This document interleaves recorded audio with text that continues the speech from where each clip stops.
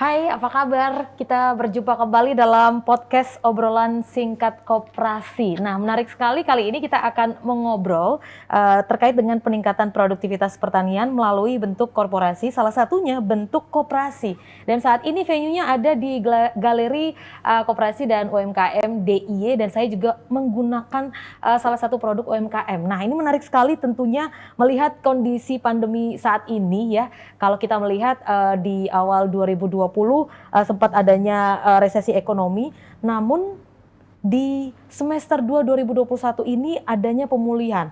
Nah, bersama saya Agnes Marhilo kita akan membahas seperti apa perjalanan koperasi yang mengupayakan keberlangsungan usahanya.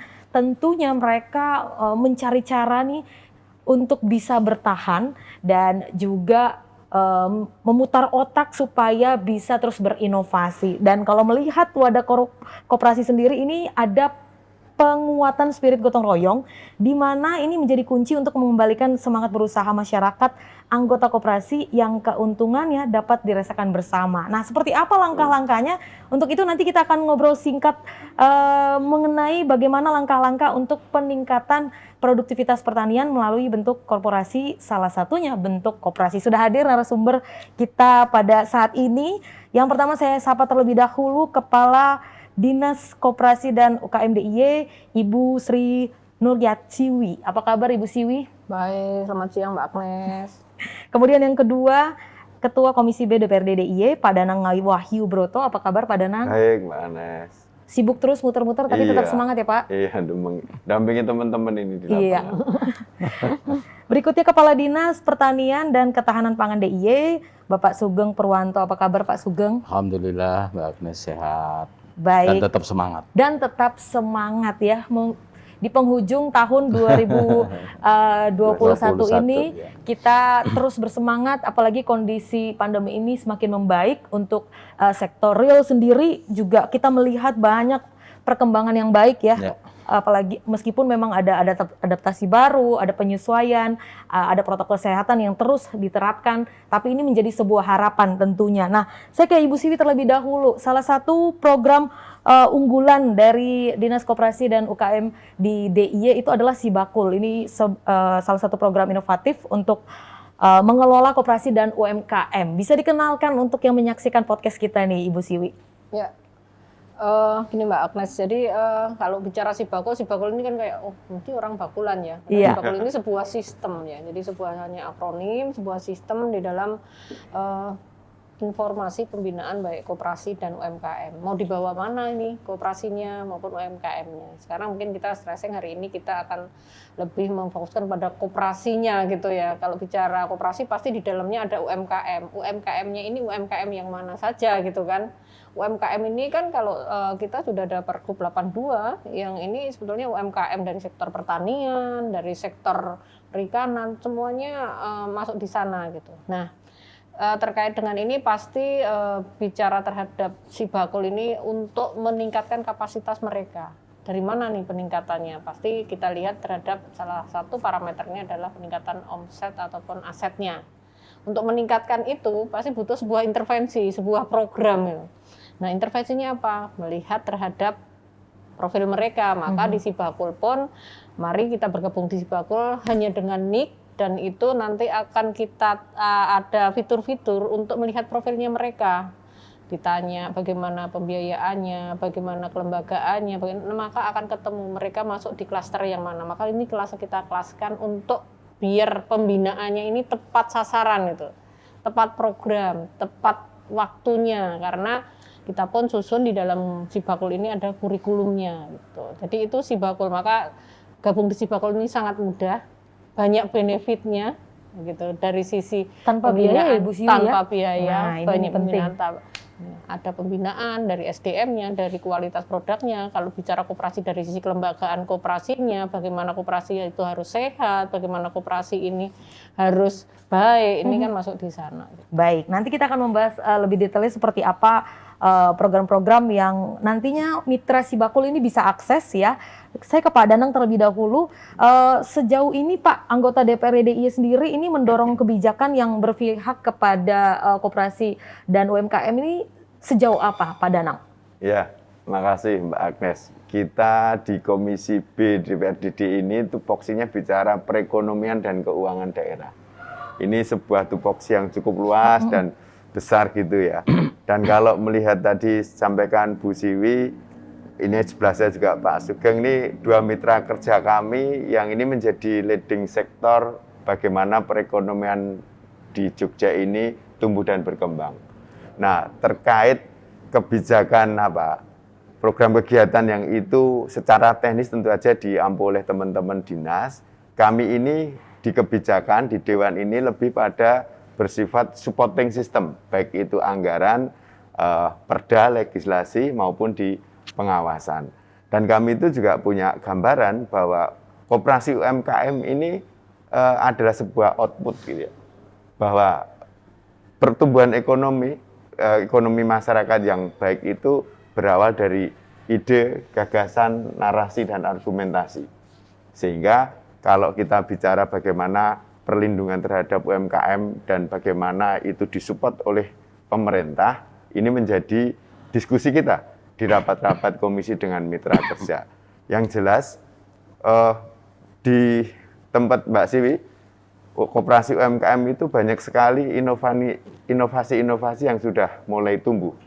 Bahkan si bakul tadi dijelaskan itu bukan orang dagang di pasar, tetapi lebih pada sistem, dan itu sebenarnya bentuk dari implementasi peraturan atau regulasi yang ada untuk mengkolek data semua koperasi yang itu di dalamnya adalah teman-teman UMKM. Kenapa itu perlu dikolek data? Karena untuk menentukan kebijakan yang tepat sasaran, itu memang harus ada analisis data yang kuat. Dan saya pun sampai sekarang juga ikut mensosialisasikan, terutama yang di daerah-daerah kabupaten, Mbak Siwi. Itu yang di desa-desa itu masih tahu si bakul belum? Meskipun si bakul itu sudah hampir 300.000 ya. Nah, sudah banyak sekali. Tetapi ternyata juga ini masih kita masih banyak yang belum masuk si bakul. Nah, harapan kami kalau ini dengan sistem si bakul yang bagus sekali ini kita bisa membuat skala prioritas dari data yang ada itu dan potensi apa saja yang itu bisa dikembangkan ke depan. Karena sekali lagi kalau kita itu ada pariwisata menjadi sektor pendukung pertumbuhan ekonomi, pariwisata itu kan kemasan maupun wadahnya. Di dalamnya inilah teman-teman kita di UMKM ini. Dan saya senang sekali hari ini Pak Sugeng sebagai Kepala Dinas Pertanian dan Ketahanan Pangan ini hilirnya ini di tempat Mbak Siwi. Ini sudah nyambung, kita nih tinggal dorong, kemudian nanti nambah, kemudian ini kira-kira targetnya seperti apa. Jadi saya kira dari kami, kita dari Komisi B cukup banyak ya memberikan gambaran bagaimana pertumbuhan ekonomi yang sekarang 2021 ini sudah meningkat menjadi kurang lebih 11%, tetapi sayangnya ini masih year on year, itu artinya dari 2020 mirrornya ya. Iya. Nah, kalau dibandingkan dengan 2019 tentu saja pertumbuhan ekonomi di 2021 itu masih di bawah 2019. Nah, saya kira ini nanti kalau sudah level 2, kemudian nanti selanjutnya zona hijau, ini begitu kita buka destinasi wisata dengan peranatan anyar itu, saya kira teman-teman khususnya UMKM ini harus siap dengan new normal gitu. Kita menggunakan konsep bukan kuantitas tetapi kualitas. Yang hadir di Jogja itu tidak terlalu banyak orang, tetapi belanjanya yang banyak. Duitnya yang dibelanjakan banyak meskipun jumlahnya tidak terlalu banyak. Nah, ini juga teman-teman koperasi UMKM, petani itu juga harus siap. Nanti bagaimana value yang tinggi dengan kuantitas yang mungkin jumlahnya menurun, tapi keuntungannya tinggi. Nah, ini juga masih selalu kita inovasi dan kita coba diskusikan dengan banyak teman-teman di mitra Komisi B. Baik, itu yang terus didampingi dan terus digerakkan ya dari Komisi B untuk koperasi dan UMKM. Nah, kalau di pertanian sendiri kondisinya saat ini untuk menumbuhkan koperasi di tingkat koperasi seperti apa, Pak Sugeng? Terima kasih Mbak Agnes, Bu Siwi, Pak Danang yang kami hormati. Jadi yang pertama kita masuk melalui istilah korporasi ya, yang mana kemudian di dalam korporasi itu termasuk di dalamnya ada koperasi. Koperasi. Nah, bicara terkait dengan petugasan kami yang ada di Dinas Pertanian, jadi pada dasarnya adalah kemudian kami itu bicara di hulu, ya kami menumbuhkan ya bagaimana kemudian melalui kelompok, ya melalui kelompok wanita tani, kemudian macam-macam dari semua sektor yang ada di kami, ini kami tumbuhkan. Manakala kemudian mereka sudah tumbuh, dia sudah menghasilkan di on farm-nya bisa menanam berbagai jenis komoditas pertanian, kemudian ada juga yang perkebunan, ada juga yang ternak. Lah, setelah mereka ini tumbuh, tentunya dia mempunyai satu produk di hulu, di mana produk hulu itu kemudian akan diolah. Memang kami beberapa kepada KWT kami juga melakukan pembinaan terkait dengan olahan hasil, karena di kami memang ada tupoksi itu.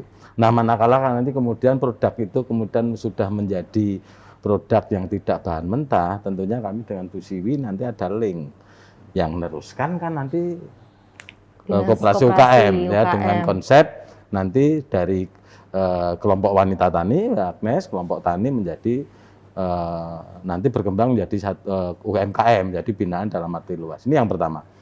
Kemudian yang kedua, pada dasarnya sebenarnya di Dinas Pertanian sendiri, koperasi-koperasi ini sebenarnya di tingkat kelompok tani itu sudah terbentuk. Meskipun dalam tanda kutip ini belum semasif yang diharapkan Pak Danang. Tapi bicara koperasi susu, ini sudah. Bicara koperasi kopi, sudah. Bicara koperasi kakao sudah, bicara koperasi ternak ayam, ya koperasi untuk daging ini semuanya sudah.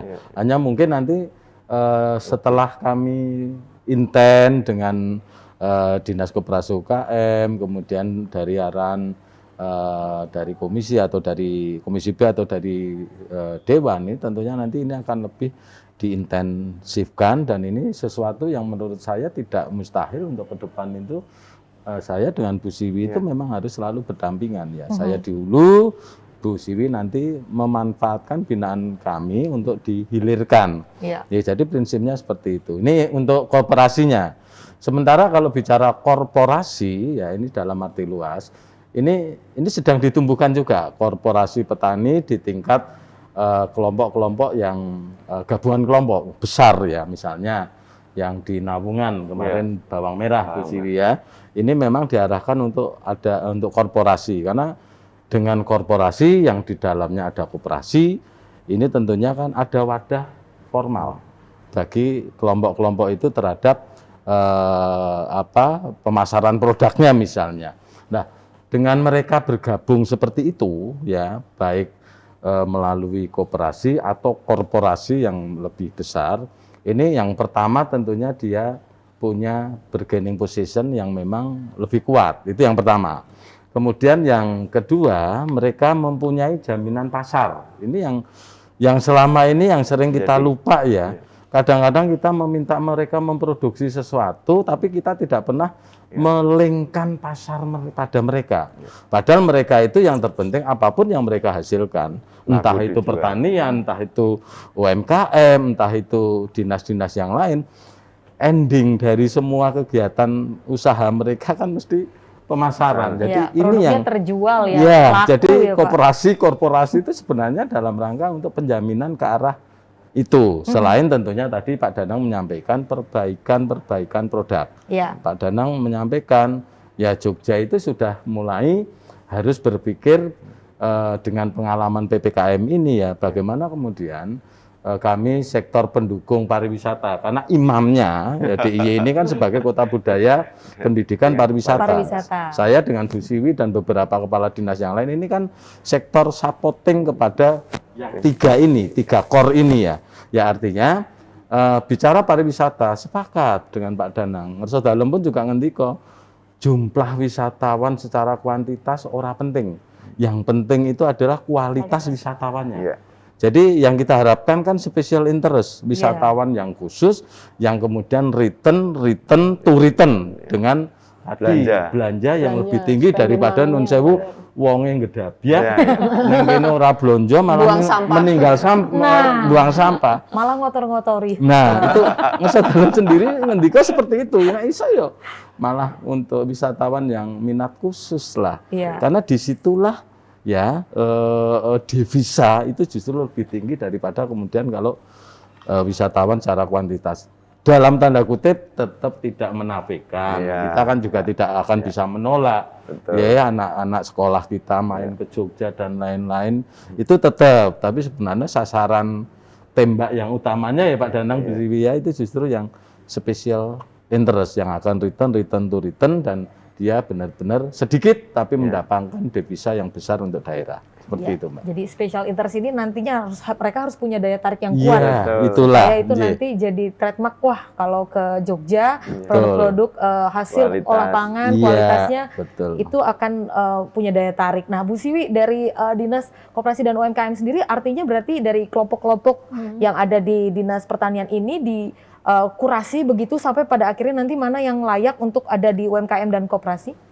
Ya, jadi kan gini, seperti tadi Pak Sugeng sampaikan, sebenarnya Pak Sugeng kan dari hulunya. Hulunya pasti Pak Sugeng sudah sejak awal sudah menumbuhkan embrio bagaimana mereka tidak hanya konsumsi, tapi bagaimana menumbuhkan para petani ini ke arah mindset untuk agribisnis, kan seperti itu. Jadi mereka sudah diarahkan dari Pak Sugeng itu. Dari agribisnis pasti ini kita jalan paralel bagaimana agribisnis ini produk-produknya pasti harus kita tingkatkan kualitasnya. Beda kan? Kalau ini pasti bagaimana produktivitas, bagaimana kualitas. Nah, disitulah sambil jalan kita lebih mengarahkan kalau ini cost-nya, kalau berdiri sendiri pasti cost produksinya juga akan tinggi kan. Ini kan akhirnya harga juga nanti meskipun sudah banyak produk tapi kalau harganya itu tidak terjangkau oleh masyarakat pasti ini harganya juga produk ini juga tidak akan diminati sih kalau para konsumen. Maka Pak Sugeng pasti sudah mengarahkan bagaimana mengkorporasinya, bagaimana peningkatan produktivitas, bagaimana jiwa kewirausahaan itu sejak tumbuh di Pak Sugeng sudah tinggal kami Jiwa nanti akan entrepreneur lah, memfinalkan gitu. gitu. Jiwa Iya. entrepreneurnya sudah ada sejak petani ini juga disebabkan pemerintah. Nah, itulah maka kami pun masuk bagaimana ini melembagakan. Lembaga yang resmi apa, yang berbadan hukum apa, maka koperasi ini menjadi salah satu jawaban. Bagaimana kita ini kan bukan kami yang membentuk, tapi mengajak mereka itu membentuk dirinya. Karena koperasi itu kan terbentuk oleh diri mereka, bukan Pemda, bukan Pak Danang, bukan Pak Sugeng, bukan saya, tapi mereka sendiri yang membentuk. Oh, ini menjadi sebuah kebutuhan gitu. Jadi kalau mereka kebutuhan kan berarti mereka punya visi, punya misi, dan mungkin punya roadmap atau business plan arahnya kemana. Maka kita dorong mereka, kita kasih penyuluhan, tadi yang masih dibina Pak Sugeng dari on farm-nya secara paralel kita juga ngasih penyuluhan ini loh. Kalau bergabung nanti akan ada kemudahan dari sisi mungkin sarana produksinya kalau beli bareng-bareng pastinya akan lebih murah. Saat menjual mereka tidak perlu bingung memasarkan seperti Pak Sugeng tadi. Karena petani itu juga bukan palu gada ya, semua bisa gitu. Memproduksi biar bagus, yang menjual biar lembaganya ini. Iya, karena memikirkan gimana ini olahan pangannya berkualitas, bisa terus berlangsung gitu ya. Namun ya itu tadi mungkin butuh pihak lain untuk mempromosikan produk-produk mereka. Makanya ini silang OPD dari mitra komisi ini memang koordinatornya ini jenderalnya dari Pak Danang ini. Jadi kata kuncinya itu tadi elaborasi dan bersinergi. Bersinergi. Jadi kalau kami boleh nambahkan sedikit, jadi tidak ada satupun brand school itu hanya dialamatkan pada satu SKPD. Iya, betul. Ini tidak akan bisa cepat, tidak akan bisa wow, tapi harus elaborasi antar SKPD sesuai dengan tugas pokok fungsi masing-masing. Siapa berada di mana, siapa bertugas apa, nah itu harus jelas dan itu kami sudah lakukan ya di sini. Iya. Kalau Pak Danang sendiri melihat seperti apa kualitas sumber daya saat ini untuk bisa mencapai elaborasi dan sinergitas tadi, Pak? Kalau Jogja potensinya luar biasa ya. Dilihat dari profil kepala dinas saja sudah ketahuan binaannya itu seperti apa ya. Saya ini jadi begini, Mbak. Kami selalu mendorong pemerintah itu menjadi base model ya. Karena ini kan banyak nih. Contoh tadi mungkin Pak Sugeng menyampaikan, Pak Gubernur ini bukan kuantitasnya, tetapi high quality tourism. Lebih pada kualitasnya, sehingga belanjanya gitu. Nah kemudian ini kan harus ini kan maunya Pak Gubernur itu kan mewakili masyarakat bagaimana jalan untuk mencapai kesejahteraan lebih pendek. Tetapi mesti kan ada resistensi karena pemahaman masyarakat juga tidak seperti kita yang memahami secara makro ya. Sehingga kalau ini ada si bakul, kemudian ini tadi Pak Sugeng bicara off-farm itu sudah matang. Ini harapan kami juga nanti dicontoh justru dari sektor swasta, sektor kelompok-kelompok koperasi dan ini role model gitu. Karena ini kenapa? Kalau tidak kita mulai mereka juga tidak punya gambar. Ini contoh konkretnya si bakul gitu ya. Ini jelas jaringan bagaimana teman-teman itu nanti memasarkan dan itu boleh mereka itu membuat sendiri karena ini sedikit aja. APBD kita yang 6,5 triliun itu hanya mampu memberi 5% kontribusi terhadap pertumbuhan PDRBDI. Ya. Artinya apa? Yang 95% atau 80% itu dari sektor swasta. Ya. Betul. Sektor swasta ini. Jadi jangan bayangkan sebuah percepatan atau pertumbuhan ekonomi itu menjadi hanya tanggung jawab pemerintah. Pemerintah itu sifatnya stimulus. Iya. Model regulasi yang itu memudahkan, meringankan, mensupport itu. Sehingga yang dilakukan teman-teman saya kira sudah cukup optimal. Kalau ini cerita berapa banyak penghargaan terhadap kinerja teman-teman di Dinas Koperasi UMKM si Bakul itu nasional ya, Mbak ya. Iya, top 45. Ya. Nah ini yang namanya DIY, Pak dipimpin Pak Sugeng ini, bayangkan di masa pandemi ini kontribusinya pertanian itu yang tidak terganggu oleh pandemi COVID. Dapat penghargaan juga. Dapat penghargaan juga. Bagaimana ternyata fundamental ekonomi DIY ini justru dari sektor pertanian yang tidak terganggu oleh pandemi ini. Masih tumbuh positif lah. Tambah tumbuh positif dibandingkan ya. Nah sehingga nanti pertanian ujung-ujungnya makan minum itu yang gede sekali kontribusi terhadap pertumbuhan ekonomi. Saya kira ini hal-hal seperti ini kita punya semangat memang sekali lagi bahwa pemerintah itu saya selalu menyampaikan ke Pak Sekda, ke jajarannya itu kewajiban pemerintah ya mensejahterakan masyarakat. Tetapi kita juga sadar ada banyak sekali keterbatasan. Ya. Fiskal, SDM. Kalau jago-jago sudah lah.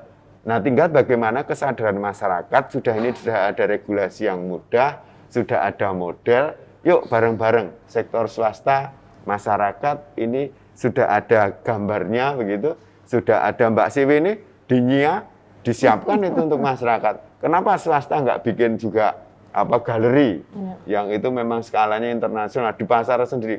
Kita support izinnya gampang lah nek kuwi untuk banyak orang kan gitu kira-kira begitu ya. Nah saya kira ini sesuatu yang sudah kita bangun dan kami optimis di 2022 kami di Komisi B hitung-hitungan dan diskusi itu recovery DIY ini akan terjadi di 22.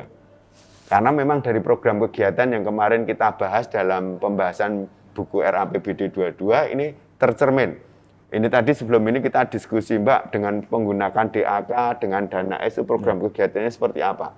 Pak Sugeng banyak sekali juga kegiatan untuk petani itu berapa yang menggunakan dana S, APBD reguler maupun DAK itu. Sehingga sudah mulai bismillah ya terlihat, oh ini dua-dua sudah mulai normal nih. Sehingga nanti masyarakat yang sudah pertumbuhan ekonomi sudah mulai meningkat, mungkin satu klik di bawah 2019 gitu ya. Nah, moga-moga pajak kendaraan ya dibayar tertib. Gitu. Karena PAD kita hanya dari pendapatan kendaraan bermotor. Ya. Nah, itu harus terbesar masih bertumbuh di situ.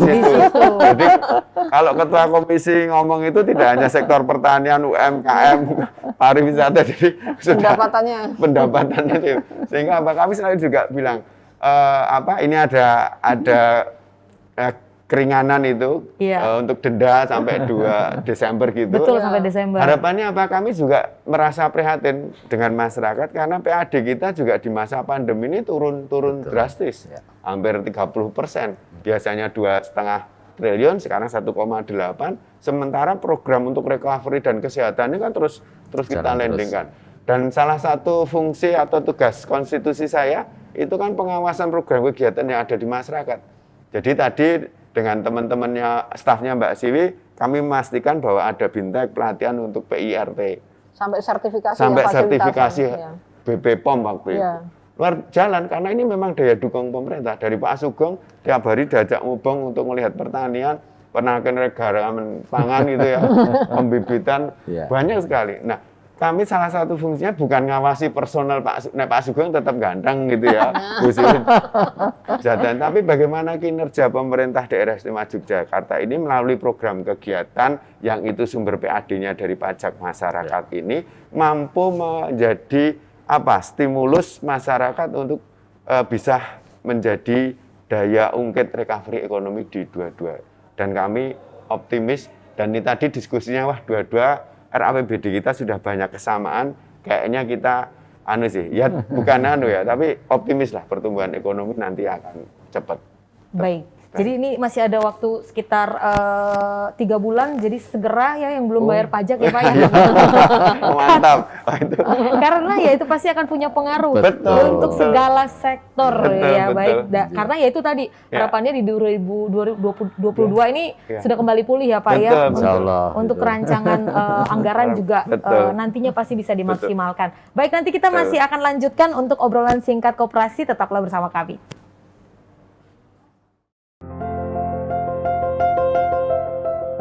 Jogja adalah salah satu wilayah yang merasakan dampak pandemi COVID-19 selama beberapa bulan terakhir. Ekonomi lumpuh, sektor pariwisata tertekan, pusat keramaian menjadi sepi, kebijakan social distancing yang diterapkan juga berdampak terhadap tertekannya transaksi ekonomi secara konvensional, sehingga diperlukan terobosan melalui transaksi online.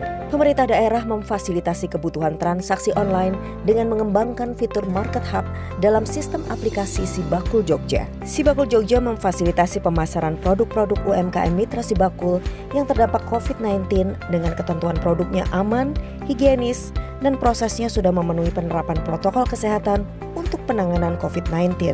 Bahkan, UMKM juga dilatih untuk melakukan transaksi secara cashless atau non-tunai. Untuk pengirimannya kepada konsumen, pemerintah daerah memberikan bantuan free ongkir atau bebas ongkos kirim atas produk UMKM yang terbeli dengan dilakukan oleh jasa ojek online. Proses pengantarannya pun dipastikan memenuhi standar yang aman, nyaman, dan memenuhi standar kesehatan. Kedepannya, UMKM harus dapat meninggalkan pola transaksi konvensional. Ini adalah perubahan yang menandai pola hubungan transaksi ekonomi secara baru demi keberlangsungan tatanan kehidupan baru yang lebih baik. Mari kita bantu pelaku UMKM di Jogja untuk dapat terus bertahan, melewati, dan bangkit dalam menghadapi pandemi COVID-19 ini. Balik lagi di podcast obrolan singkat, kali ini kita bahas mengenai peningkatan produktivitas pertanian melalui bentuk korporasi, salah satunya bentuk koperasi. Kali ini kita lanjut lagi ngobrol bersama dengan Pak Sugeng, masih bersama dengan Pak Danang dan juga Ibu Siwi. Pak Sugeng, kalau melihat inovasi seperti apa yang terus dikembangkan nih untuk kelompok-kelompok yang ada di Dinas Pertanian dan Ketahanan Pangan supaya mereka layak menjadi sebuah korporasi. Kalau melihat kan pentingnya diferensiasi produk, punya kekuatan supaya kalau di Bantul seperti ini, Kulon Progo, Gunung Kidul, supaya nantinya mereka punya kekuatan masing-masing, tidak produknya sama persis misalnya kan, itu juga menjadi kekuatan sampai akhirnya punya daya jual yang tinggi, nanti bisa diakses di Dinas Koperasi dan juga UKM DIY. Yang pertama Mbak Agnes, dan masih sangat seger ya, baru beberapa minggu yang lalu, ini inisiasi pasar lelang cabai yang ada di Sleman. Itu ternyata juga sudah diarahkan dan sudah koperasi. Ini salah satu contoh. Artinya yang saya sampaikan tadi terkait dengan bargaining position, terkait dengan penyediaan bahan baku dan lain-lain, pasarnya ini menjadi lebih clear. Artinya petani ini kemudian mempunyai kepastian terhadap pasar dan harga. Ini ya, seperti itu. Kemudian yang selanjutnya di Bu Siwi beberapa waktu yang lalu di Keraton Kilen ya Bu Siwi, ini ada konsep untuk kegiatan sosialisasi Pasar komunitas. Pasar apa? Pasar komunitas. Pasar komunitas. Itu kan konsepnya korporasi. Artinya dan Dinas Pertanian pun ini pada kapasitas yang nanti makin lama kita tingkatkan. Kami juga terselamatkan dari pada saat misalnya overproduct, cabai overproduct. Saya kan tinggal matur Bu Siwi. ini ada overproduct, seberapapun tolong diserap untuk di-create di tingkat Bu Siwi melalui UMKM-nya menjadi barang jadi.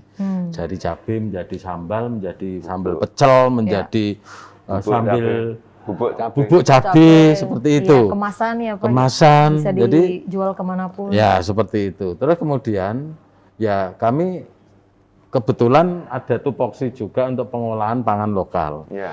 Nah, melalui KWT yang di depan sudah kami sampaikan, ternyata produk-produk olahan pangan lokal oleh KWT itu menurut kami pada saat kita adakan ekspos sebenarnya kelayaan dari sisi kualitasnya sudah clear. Tinggal nanti kelembagaannya supaya mereka itu tidak jalan sendiri-sendiri atau bahkan kalau ini tidak ada wadah yang clear, katakanlah nanti koperasi misalnya ya yang kita omongkan di konsep ini kan mereka justru nanti akan bersaing sendiri-sendiri. Nah, ini yang tidak kita gendaki Pak Danang. Jadi ini mereka dengan satu jaminan pasar, satu arahan kualitas, satu arahan untuk kepastian dari clearnya produk kan nanti kami dengan koperasi, dengan Dinas Koperasi UKM ya. Dan pastinya saya sama dengan Bu Siwi sejalan ya namanya produk Pak Danang, kami selalu menekankan 3K ya kuantitasnya. Ya kalau kita mau jadi pasar yang baik ya bahan baku kan harus selalu standby.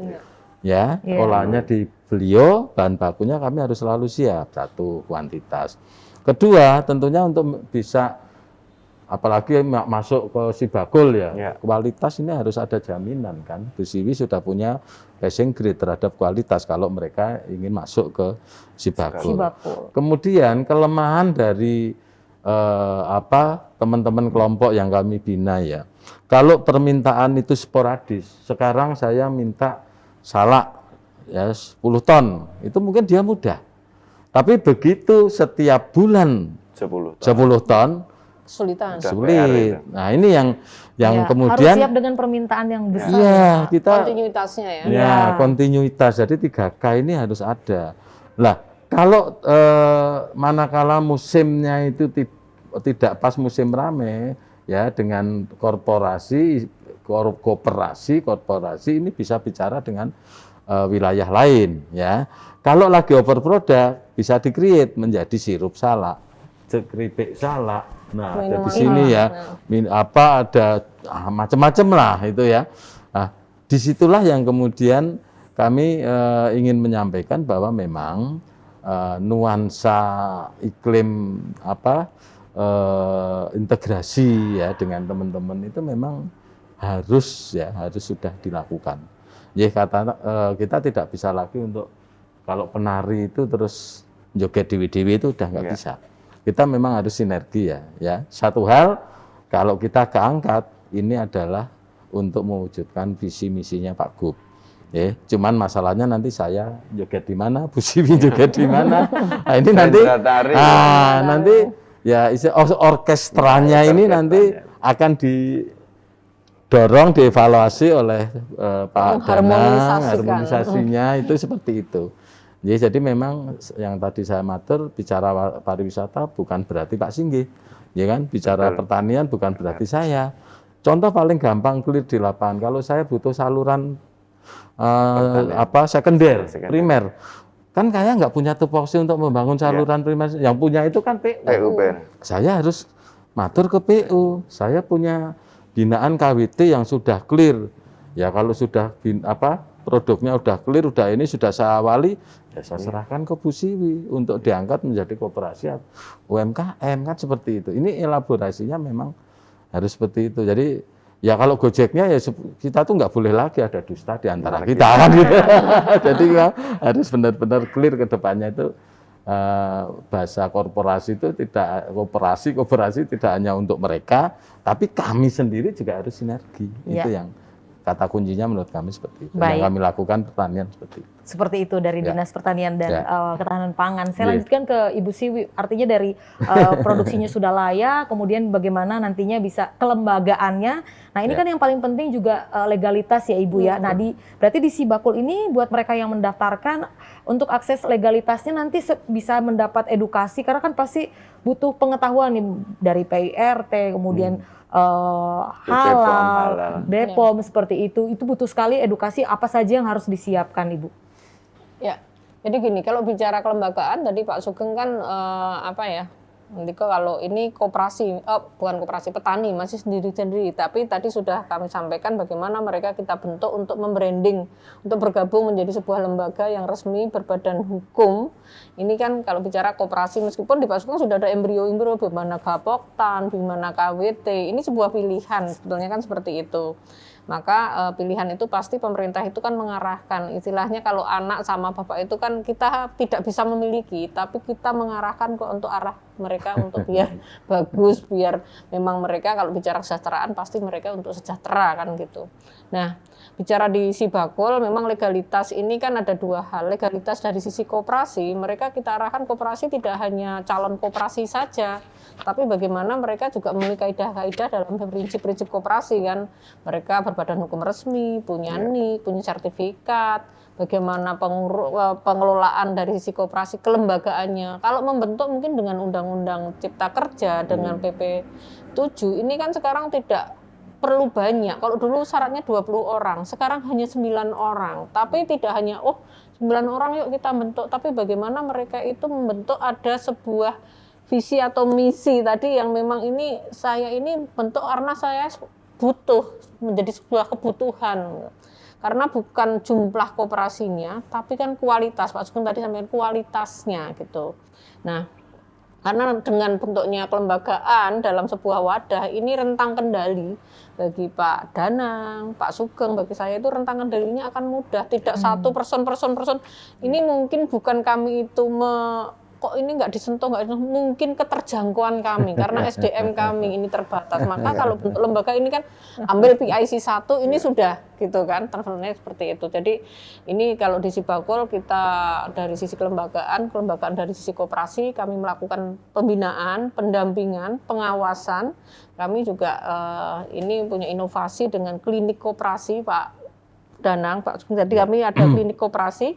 Kalau bicara klinik koperasi itu tidak hanya yang sakit saja. Kalau klinik koperasi kan sudah, kalau klinik kecantikan Mbak Agnes kan tidak sakit tapi biar lebih cantik lagi. Maka itu makanya kita buka klinik koperasi. Karena kenapa ini bentuk klinik koperasi?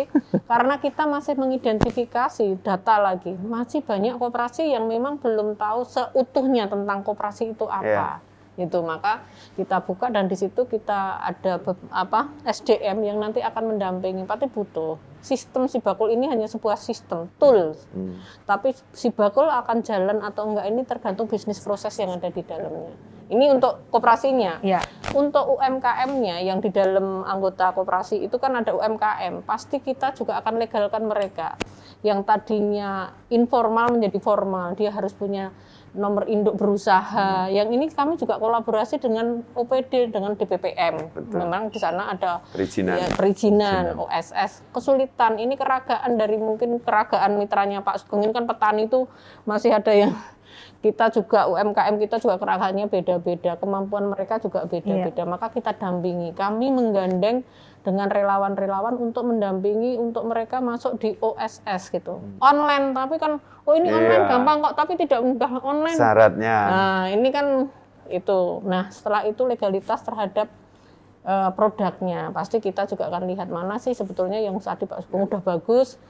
Kita juga sinergi dengan Balai POM, dengan LIPI, bagaimana kalau produk itu lebih dari 7 hari, ini pasti kita harus PIRT minimal gitu. Kalau yang kurang bagaimana? Seperti kemarin viral, banyak nanti UMKM akan kena denda 4 miliar. Ini kan miss seperti inilah kita fasilitasi bagi mereka. Jadi bagaimana PIRT, bagaimana izin edar, bagaimana halal, ini menjadi sebuah, menurut kami bagaimana sebuah salah satu syarat untuk mereka itu untuk naik kelas. Jadi kita fasilitasi, pemerintah hadir di saat mereka itu membutuhkan dan punya permasalahan. Baik. Nah, kalau kesulitannya mungkin sudah ingin dikembangkan, berinovasi dari koperasi dan juga UMKM Ibu. Namun terkait dengan permodalan nih, butuh dana. Nah, seperti apa mungkin dari pendampingan pemerintah untuk memberikan bantuan seperti itu, Ya, Ibu? permodalan itu pemerintah dalam arti di dinas koperasi sendiri nggak punya modal ya. Sebetulnya kan seperti itu, nggak punya modal, mungkin kan nggak punya uangnya dari dinas koperasi. Tapi bagaimana kita itu mendekatkan mereka kepada lembaga pembiayaan baik perbankan maupun non perbankan. Artinya mereka juga kita arahkan untuk mereka bankable.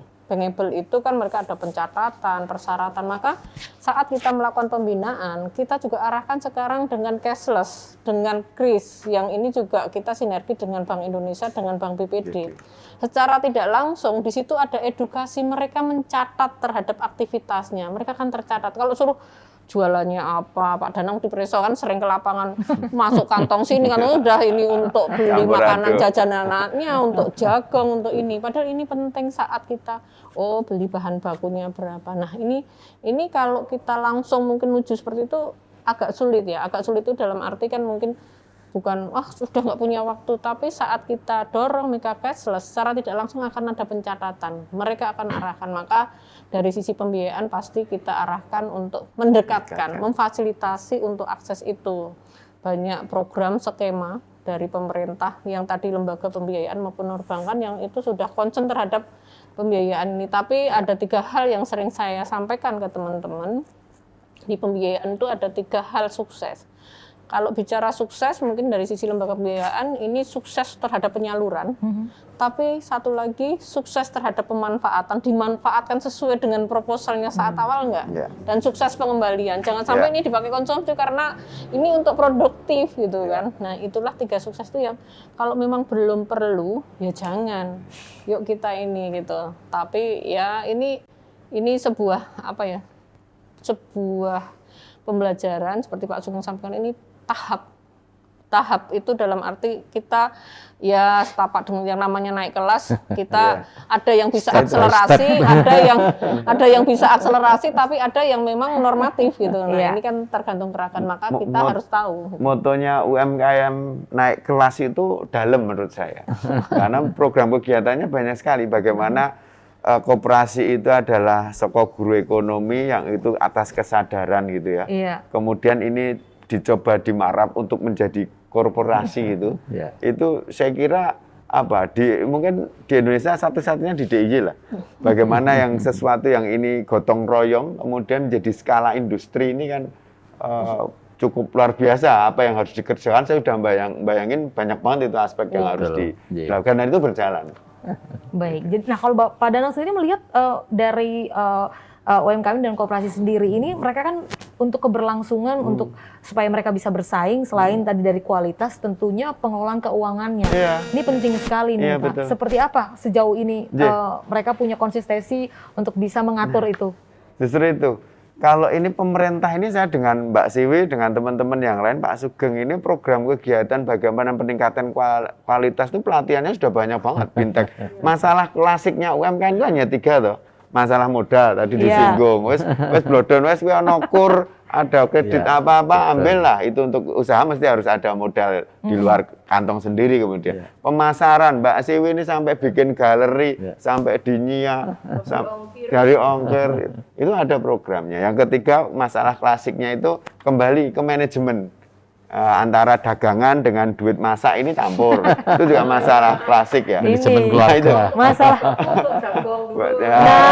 jajan bakso gitu, padahal ini gugulaan kan itu.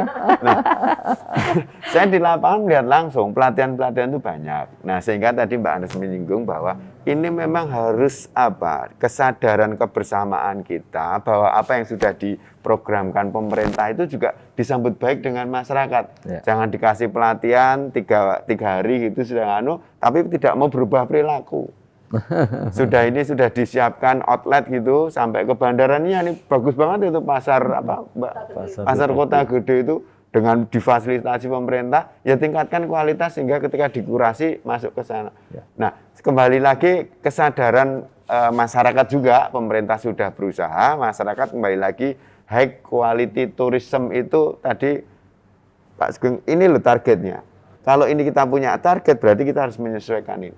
Nah, kesadaran untuk itu mengakses pemerintah. Banyak masyarakat saya di lapangan itu jarang bukain webnya Koperasi UMKM pertanian, jadi ya gagap info. Padahal itu semua tadi kita tim ekonomi gitu Mbak, itu masing-masing dinas punya web itu, dan di sana informasinya cukup lengkap. Saya ngikuti IG-nya dinasnya Mbak Siwi, Pak Sugeng. Nah ini kita tidak bosan-bosan sosialisasi, ikutilah langkah program kegiatan yang itu sudah dirancang oleh pemerintah dan tinggal mengembangkan, dan nek wis ikut pelatihan diimplementasikan. Kalau sudah dikasih tahu ini ada modal, bisa dari BPD, bisa dari bank non-bank, itu bagaimana mengakses. Terus ya intinya baik-baiklah dengan yang paham untuk informasinya lancar. Bisa dilanjutkan dengan Ibu Siwi kalau melihat kondisi koperasi dan juga UMKM agar mereka lebih bisa menata, mengelola, karena ini menjadi salah satu poin penting juga agar punya daya saing, bisa berkembang, dan nantinya juga pendistribusiannya bisa lebih luas dari pengelolaan keuangannya. Ya, tadi bicara koperasi ya, jadi kan bicara koperasi itu kan sebuah lembaga yang berbadan hukum, di situ ada ketua, ada pengawasnya, ada pendiri, ada pengawasnya, ada anggota, ada sekretaris, nah itulah sebetulnya kalau bicara terhadap koperasi sendiri, koperasinya lembaganya harus safe dulu. Safe itu dalam arti lembaganya kita dampingi gitu. Ada lebih ke mereka juga harus badan hukumnya resmi, ada NIK-nya, ada sertifikat. Ini sudah ada di aturan di Permenkop ya. Jadi bukan kita mengada-ada. Boleh kita ini dari Pemda, kami juga ada aturan yang sebetulnya menambahi apa yang menyempurnakan atau lebih mengistimewakan lagi terhadap apa yang sudah ada di regulasi dari pusat gitu. Maka untuk tadi terkait dengan mungkin pembiayaan gitu. Kalau pembiayaan koperasi ini banyak sekali sebetulnya peluang yang ada, tapi masih belum semuanya bisa mengakses. Kenapa ini? Kalau bicara pembiayaan koperasi ini kan dari anggota, iuran wajib anggota, iuran pokok anggota ini kan menjadi, tapi apakah cukup dengan itu? Pasti kan kita harus punya cita-cita, punya visi yang mereka juga harus bangkit, karena di dalam koperasi itu juga ada entrepreneurnya loh, ada aktivitas, tidak hanya bicara udah ini yang penting ini jalan, tapi bagaimana membesarkan terhadap koperasi itu. Maka untuk siap, untuk mereka lebih mantap lagi, kalau sekarang kita bawa ke koperasi modern, maka terhadap aktivitas, inovasi-inovasinya pun kita dampingi untuk ke sana. Dan terhadap pembiayaan pasti ini kita juga arahkan mereka juga bankable gitu. Bagaimana bankable pasti di dalam hal manajemennya mereka, bagaimana likuiditasnya, yang ini juga menjadi persyaratan parameter saat kita akan menilai koperasi, likuiditasnya bagaimana.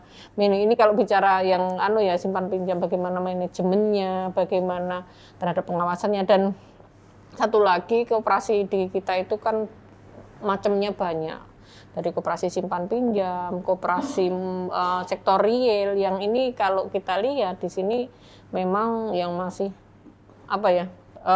pertumbuhannya itu sudah mulai dan sudah di rule-nya ini memang yang simpan pinjam, yang sektor real memang, makanya dengan Pak Sugeng ini menjadi PR besar. Sektor real yang tertuang dalam PP7 ini kan ditekankan kepada sektor pertanian secara luas. Nah ini menjadi, karena sekarang diamati petani ini, terutama di DIY, ini kan banyak petani gurun ya, yang kepemilikannya pasti juga cuman seperti inilah bentuk korporasi. Maka ini akan mempermudah saat mereka juga punya permasalahan terhadap pembiayaannya. Kalau bicara pembiayaan pasti koperasi ini menjadi salah satu wadahnya. Yeah. Untuk koperasi bisa punya pembiayaan pasti terhadap bagaimana pelembagaan koperasi itu yang koperasi yang sehat, yang pemeringkatannya juga bagus gitu. Baik. Nah, saya lanjutkan ke Pak Sugeng. Nah, mungkin dari di kelompok-kelompok yang masih belum masuk ke tahap koperasi itu apa sih Pak sebenarnya kendalanya selama ini yang mungkin mereka yang perlu dikembangkan, karena pastinya nantinya ketika sudah dalam bentuk lembaga untuk legalitas dan juga pembiayaan akan lebih dipermudah. Nah, apa yang mungkin yang belum mencapai ke sana? Pasti masih banyak ya, Pak ya? Ya. Jadi PR kami dengan Bu Siwi itu di samping bicara yang sudah clear tadi ya Bu Siwi ya, tapi sebenarnya di apa ya yang namanya pembinaan itu hulu hilir itu memang tidak pernah bisa selesai. Kami itu nggak boleh lelah gitu loh. Yang ini sudah kita lepas karena sudah mandiri, muncul lagi yang baru, ya kan? Ini harus kita bina lagi. Jadi kendala Taninya Pak Sugeng yang sudah tua bangkitkan lagi ya. Kendala di lapangan ya. Tadi sebelum berangkat sini sambil di jalan itu saya komunikasi dengan teman-teman kepala bidang. Jadi memang yang pertama penyadaran terhadap pentingnya berkorporasi maupun berkooperasi ini harus tetap ditumbuhkan. Karena ya wajar mereka yang belum tahu nanti aku koperasi, terus aku bayar apa iuran, udah takut dulu. Iya, nanti bantuan terus tidak bisa lagi datang ke saya karena sudah punya lembaga yang lebih lah. Hal-hal seperti itu yang kami dengan Bu Siwi nggak boleh lelah. Ini kita diskusikan kembali dan sebagainya. Itu yang kendala-kendala di kami ini dari teman-teman yang langsung ke lapangan itu ada hal yang memang peningkatan penyadaran ya terhadap perlunya berkooperasi, berkorporasi ini yang harus kami tumbuhkan. Terus yang kedua ini yang menarik ya, yang menarik Mbak Agnes ya, bahwa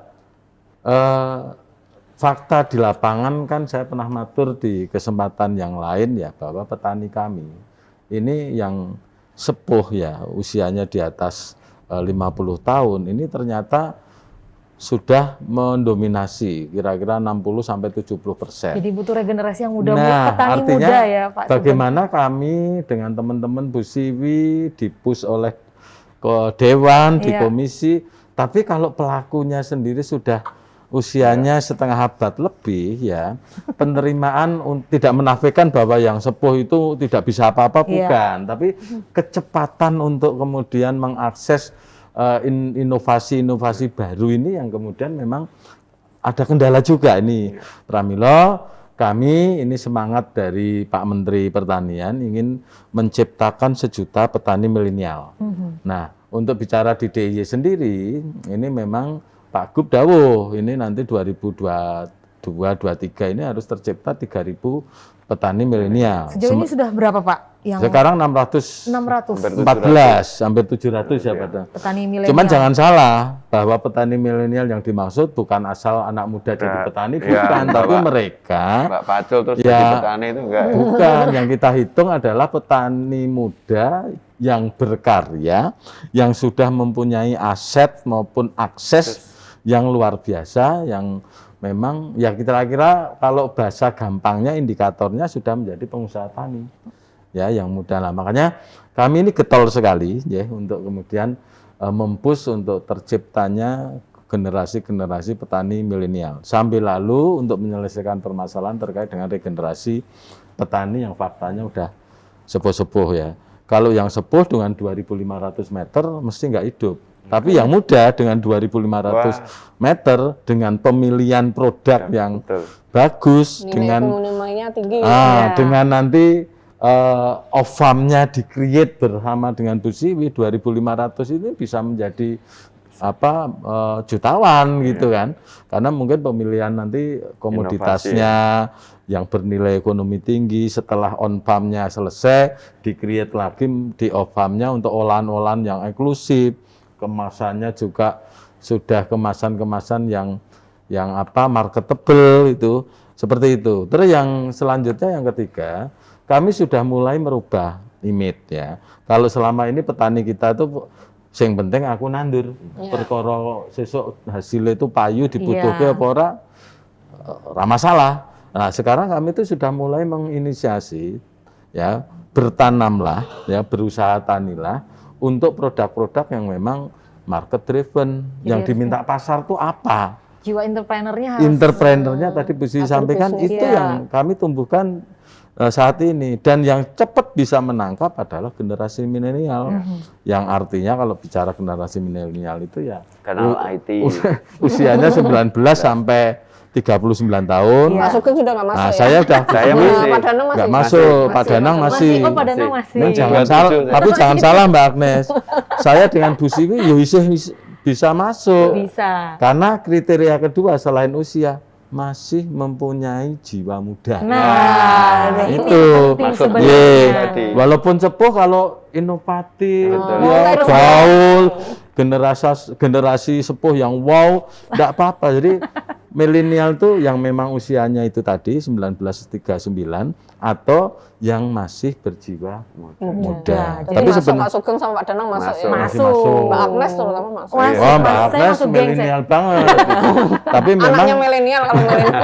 meskipun Fotonya. pemahaman definisinya begitu ya, tapi Iya. jujur kami memang ya misalnya saya di PUS ya, apapun ya sebentar lagi mesti semangat punya, tapi kalau tenaga kurang kan ya susah. Iya. Artinya konsep kami adalah benar-benar kami nge-push yang benar-benar pada kriteria pertama. Jadi yang muda yang bicara, yang muda yang berusaha, yang muda yang kemudian masuk ke dunia milenial ini yang memang mereka lebih clear untuk bisa menyesuaikan diri di situasi milenial seperti ini ya. Digital. Jadi dan Di masa digital ya, Iya, ada digital ya. digitalisasi ini penting Iya. karena ya revolusi industri 4.0 lah kira-kira Iya, begitu. betul. Yang cepat bisa mengakses kan yang muda. betul sekali. Terima Karena ya kasih. itu tadi Iya. nanti ke depannya akan terus membutuhkan Iya. digital ini untuk Iya, mengakses, untuk betul. mengembangkan, untuk memasarkan Iya. Pak Sugeng ya. Iya. Baik, tadi itu obrolan singkat koperasi kita menarik sekali terkait dengan bagaimana upaya-upaya yang Iya. terus dilakukan untuk peningkatan produktivitas pertanian melalui bentuk korporasi dan juga koperasi. Dan kita sudah ada di segmen terakhir ini, mungkin harapan-harapan dari Bapak Ibu untuk sektor real seperti apa nantinya pertumbuhan produktivitasnya dari Iya. Pak Danang terlebih dahulu, monggo Pak. Ya, kalau dari saya sederhana. DIY ini wilayahnya tidak terlalu besar, Ya. sehingga tapi potensinya luar biasa. Sehingga kita kerjasama ini pemerintah provinsi, kabupaten, kota, dan masyarakat, semua stakeholder, baik daerah maupun pusat, ini lebih dieratkan, dan kesadaran masyarakat untuk menyongsong abad Samudra Hindia untuk kemuliaan martabat manusia Jogja, visinya Pak Gubernur, ini sama-sama kita dukung, sama-sama kita implementasikan, sama-sama kita laksanakan. Ibu Siwi, harapannya seperti apa Ibu? Ya, saya mungkin cuma sedikit ya Pak. Jadi kalau bicara koperasi, ayo kita ini semangat untuk jiwa kegotong royongan, kolaborasi ini menjadi kata kunci saat kita ini akan melakukan aktivitas. Kita tidak bisa sendiri-sendiri, maka bergabung menjadi dalam sebuah wadah, dan wadah ini kita pastikan wadah yang mungkin berbadan hukum gitu. Nah, Iya.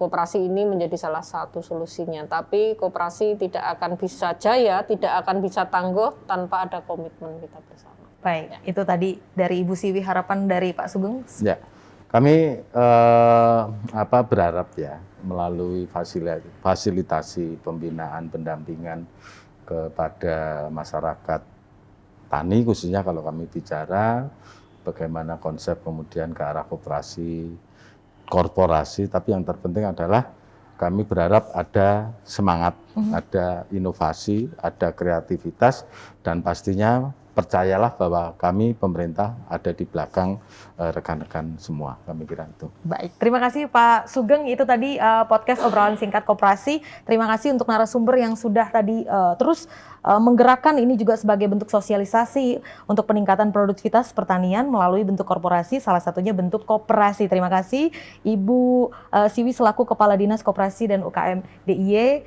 kemudian juga Pak Danang Ketua Komisi B DPRD DIY, dan Pak Sugeng selaku Kepala Dinas Pertanian dan Ketahanan Pangan DIY.